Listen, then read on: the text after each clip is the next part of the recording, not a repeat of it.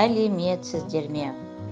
Я сегодня расскажу вам об исходном падеже казахского языка шығыс септік. Шығыс от слова шығу.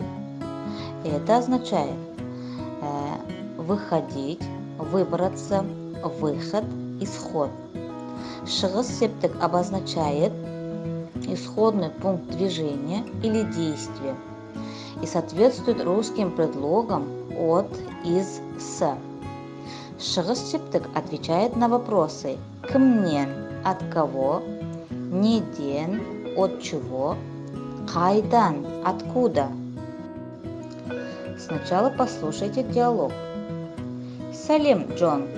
Сен қайдан келе жатсың? Сәлем, Майкл.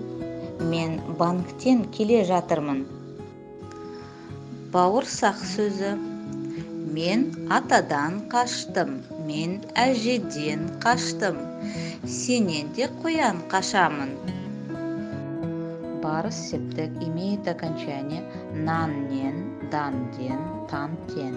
Они прибавляются по закону сингармонизма, гармония гласных звуков. В казахском языке слова бывают твердые и мягкие.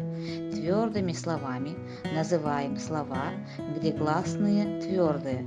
Это а, о, о. Например, отан, бала, одас. Здесь гласные твердые.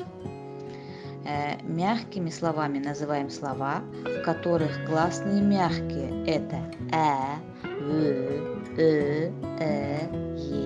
е. По закону сингармонизма, если последний слог слова твердый, то к нему присоединяется твердое окончание нан, дан, тан. Например, каладан, из города.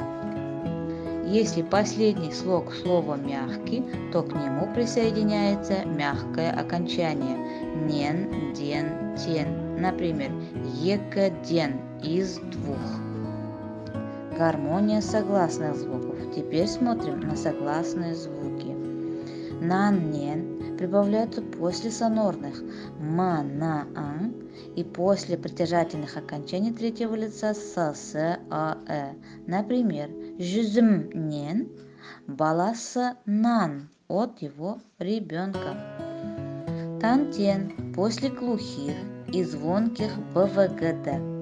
Например, кітап, тан, п глухой звук и прибавляется тан. Дан-ден прибавляются после гласных звуков и сонорных л, р, у и краткое. После звонких ж, з. Например, баладан, атадан, әкеңізден. Жаттығу, упражнение.